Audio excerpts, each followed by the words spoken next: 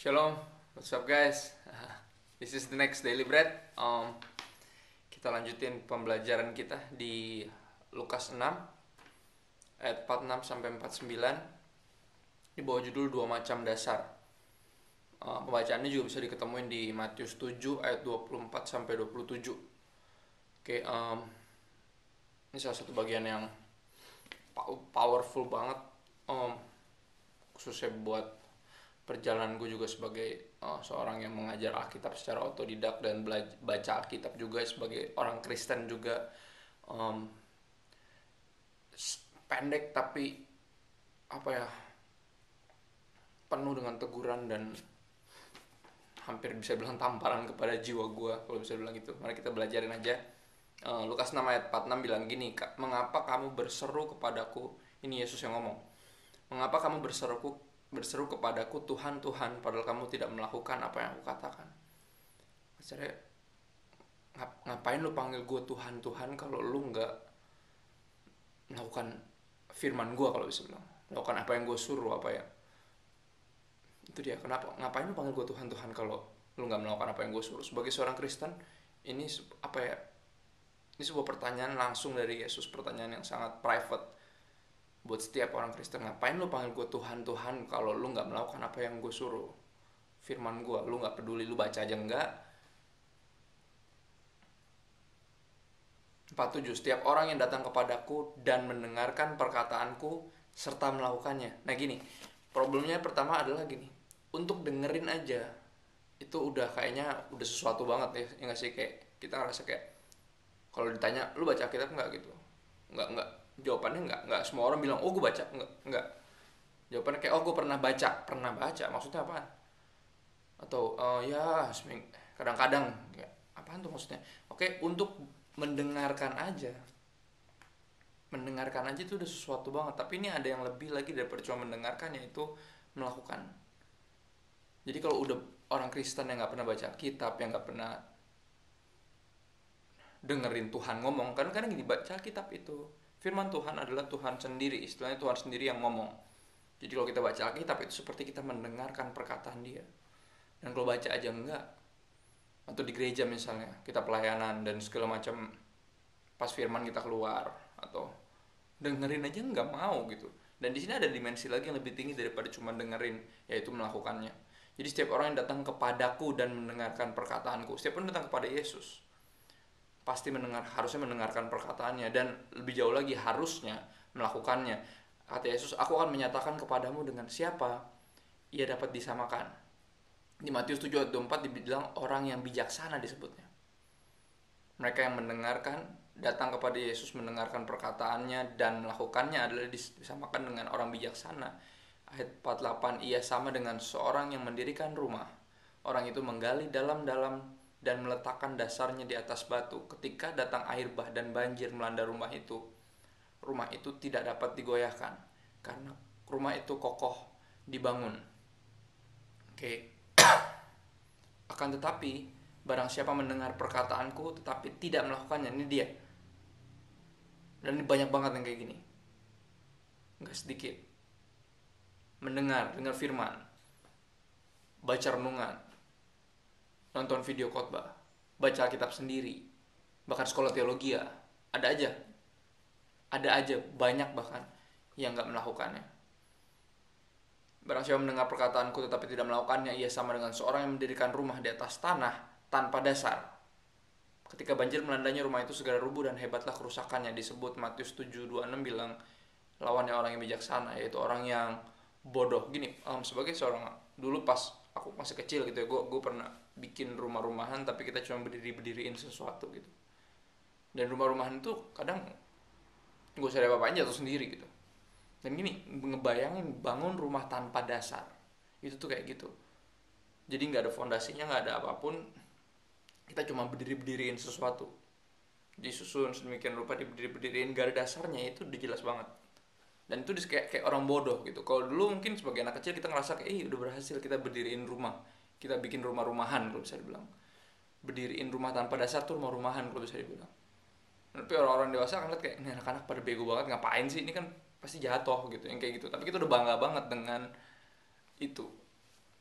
Yesus bilang orang yang mendengar perkataannya tapi tidak melakukannya itu ibarat kata tuh bisa dibilang orang yang bodoh. Wow. Tapi kita berasa pinter karena kita tahu, apalagi apa ya, kita yang cukup mengenal Alkitab, kita gak bisa bilang cukup tahu banyak ayat gitu seperti para ahli Taurat pada saat itu dan orang-orang Farisi. Mereka tahu banget ayat-ayat Alkitab tapi tidak melakukannya. Dan Yesus bilang bodoh. Setinggi apapun pengetahuan teologi lo, kalau lo gak pernah lakukan, itu bodoh di mata Tuhan. Matius 7:27 bilang kemudian turunlah hujan dan datanglah banjir lalu angin melanda rumah itu sehingga rubuhlah rumah itu dan hebatlah kerusakannya. Kalau kita lihat di sini ini bisa ini menjadi yang berbeda di sini adalah bukan rumahnya. Rumahnya akan kelihatan sama, tampilannya sama, kemegahannya sama, kayaknya kekokohannya sama, tampilan luarnya sama, sama-sama Kristen, sama-sama ke gereja kayaknya. Oke, sama-sama pelayanan bahkan. Tapi apa yang membedakan adalah di sini dasarnya. Ketika kita mendengar firman Tuhan ya, atau membaca firman Tuhan itu sama persis seperti mendengar suaranya. Ketika kita mendengar suaranya dan kita jadikan itu fondasi di mana kita membangun hidup kita, itulah ketika kita melakukannya. Orang yang melakukannya adalah seperti orang yang melakukan firman Tuhan, melakukan apapun yang Tuhan suruh, itu seperti orang yang membangun rumah di bawah fondasinya adalah Kristus, firman Kristus. Dan gini, ketika badai di sini bisa ada turun hujan, banjir dan angin. Itu kayak gini, orang selalu bilang hubungin ini kayak masalah hidup datang silih berganti misalnya kayak gitu. Karena kita tahu setelah dosa hidup ini penuh masalah kalau saya bilang. Setelah manusia jatuh ke dalam dosa, semua kenyataan hidup akan menampar kita di wajah kita bahwa hey, wake up, lu bukan anak kecil lagi. Dan gini, sebelum sebelum hujan dan banjir dan angin melanda, kalau bisa dibilang, kita harus punya fondasi yang kuat. Kita harus membangun seluruh hidup kita di bawah dasar yang kuat. Nggak cukup cuma ke gereja, kasarnya nggak cukup cuma pelayanan, nggak cukup cuma baca Alkitab, bahkan kita harus melakukannya. Itu yang membuat kita kokoh. Itu yang membuat kita benar-benar mengerti bahwa gini, firman Tuhan itu bukan cuma sekedar informasi, tapi harusnya membawa transformasi. Ketika badai menghajar kita tahu persis siapa Tuhan yang kita percaya, bahwa Dia tidak pernah bermaksud jahat. Sekeras apapun hidup menghajar kita, kenyataan hidup menghajar kita, kita tahu persis Tuhan yang membuat kita bertahan. Ya karena gini, karena nggak selalu nggak selalu kayaknya ada pertolongan Tuhan. Kalau bisa dibilang ada momen-momen dimana ya kita secara jujur deh gitu ya, ketika krisis moneter menghajar Indonesia, semua orang termasuk orang Kristen merasakan imbasnya. Nggak kayak kita hidup di dunia lain terus semua harga-harga naik, kita enggak kayak gitu. Kayak misalnya terakhir banjir dan gini, orang-orang Kristen pun juga kebanjiran juga gitu. Maksudnya apakah itu Tuhan nggak tolong? Bukan. Kita harus bisa mengerti.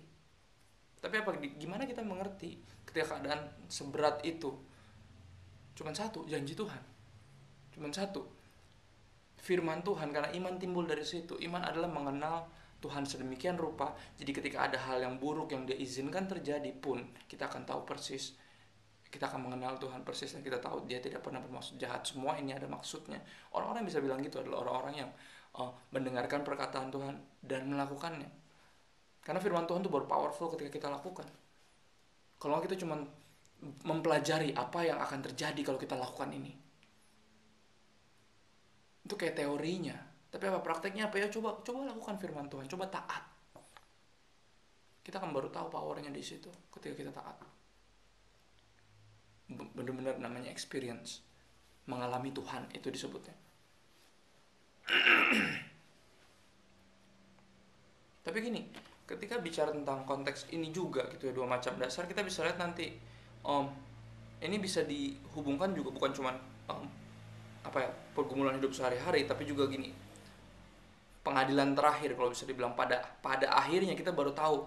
Karena gini, pada saat hidup kita bisa sama aja kelihatannya gitu yang aku bilang tadi, sama-sama pelayanan, sama-sama kadang ada sekolah teologi ya, sama-sama baca Alkitab, sama-sama Kristen, sama-sama ke gereja, kelihatannya sama gitu. Tapi di hari terakhir akan kelihatan mana yang mana mana yang dasarnya Kristus, mana yang jadiin Kristus sebagai bukan dasar tapi sebagai ornamen. Kayak misalnya gini, aku mendingan bangun rumah dengan salib Kristus sebagai dasarnya. Aku dirikan seluruh rumahku di situ, dibanding rumahnya udah jadi, aku baru jadiin salib Kristus sebagai ornamen di atas.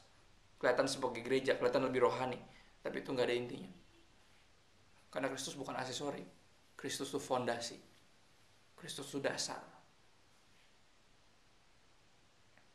Gini, kalau kita hubungkan dengan pengadilan terakhir, kita akan lihat tentunya di ayat-ayat di Matius 7, di ayat-ayat sebelumnya bicara tentang bukan setiap orang yang berseru kepadaku Tuhan, Tuhan, ya kan? Matius 7 ayat 21 sampai 23. Dan kalau kita hubungin itu, kita bisa lihat nih sangat berhubungan kepada pengadilan terakhir. Tapi sebelum aku ke Matius 7 sebagai penutup, nanti coba kita ke Yohanes 12 dulu, ayat 47 sampai 48. Beberapa daily bread yang lalu kita udah pernah baca ini, tapi Tuhan Roh Kudus membawa aku untuk bacain lagi sekali lagi, karena ini salah satu ayat yang paling powerful untuk mengingatkan kita.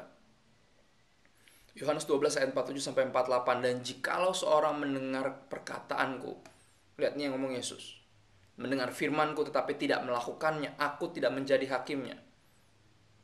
Oke, nggak kayak, terus kenapa lo nggak buat ini? Nggak, dia nggak menjadi Yesus nggak menjadi hakimnya, sebab aku datang bukan untuk menghakimi. Jadi gini, Yesus nggak jadi hakimnya sekarang, pas dia datang waktu itu jadi manusia. Tapi gini, sebab aku datang bukan untuk menghakimi dunia, melainkan untuk menyelamatkannya. Ingat, untuk disalib. Itu yang terjadi. Makanya Yesus bilang apa? Kalau lu dengar firman gue tapi nggak bikin, gue nggak jadi hakimnya, kata Yesus. Sebab gue datang bukan untuk menghakimi dunia, melainkan untuk menyelamatkannya.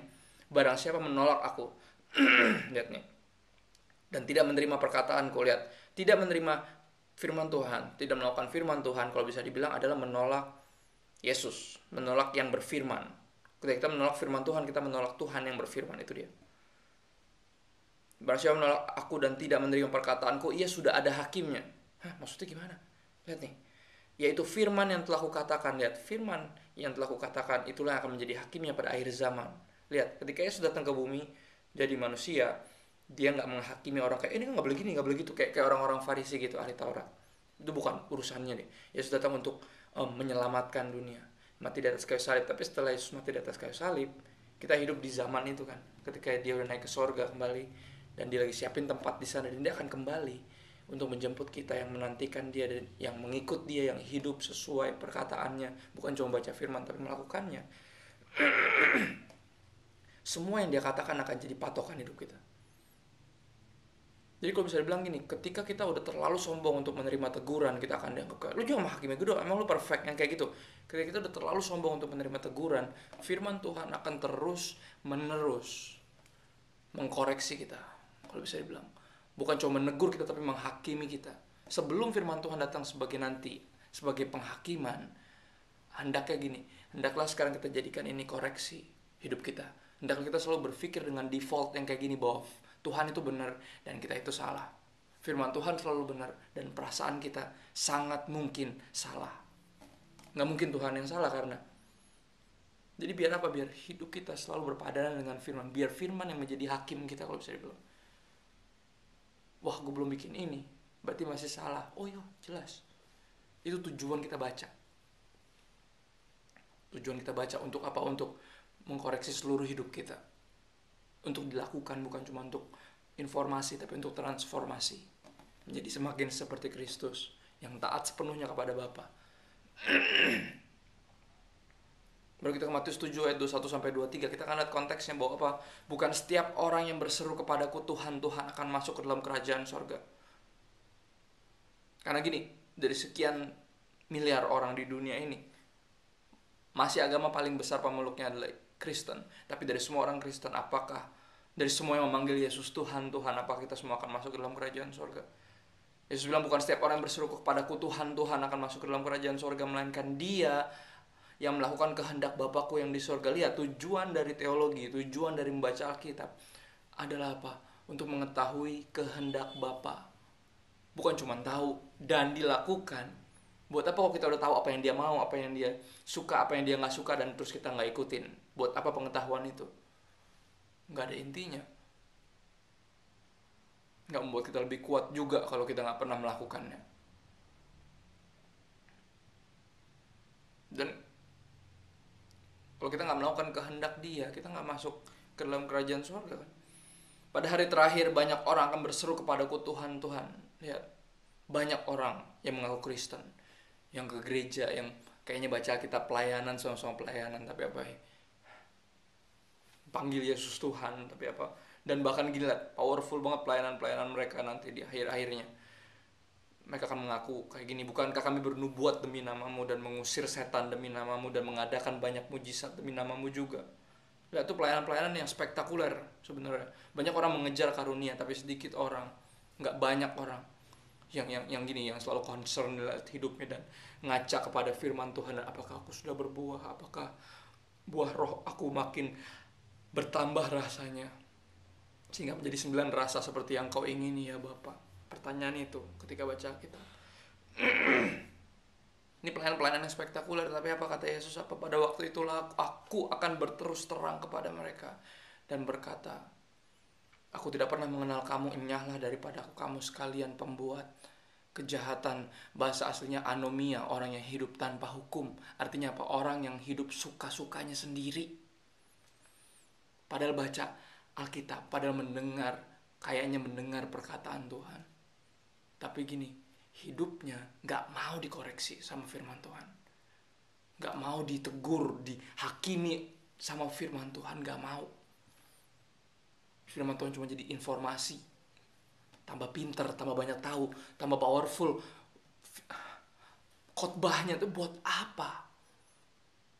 Firman Tuhan yang kita hidupi itu yang membuat orang lain bisa melihat bahwa gini, kayaknya benar apa yang Tuhannya Kristo bilang.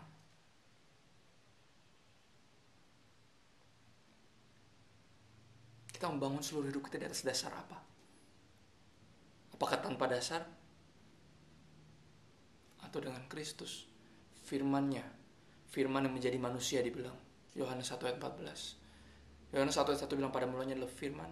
Firman itu bersama-sama dengan Allah, dan firman itu adalah Allah sendiri. Ayat 14 bilang, dan firman itu menjadi manusia, namanya Yesus. Siapa Yesus buat kita? Apakah cuma aksesori? Apakah cuma tambahan? Atau dia the center? Atau dia fondasinya? Atau dia dasar dari segala sesuatu yang kita bangun di kehidupan kita? Khususnya buat yang pelayanan, please deh, kalau masih mengandalkan karunia, andalkan Kristus. Biarkan firman mengkoreksi seluruh hidup kita. Dan bagi semua yang memanggil Yesus Tuhan, Tuhan, aku mohon, baca sendiri Alkitab lo, kenali dia, cari tahu kehendaknya, dan lakukan. Itu yang terpenting, lakukan.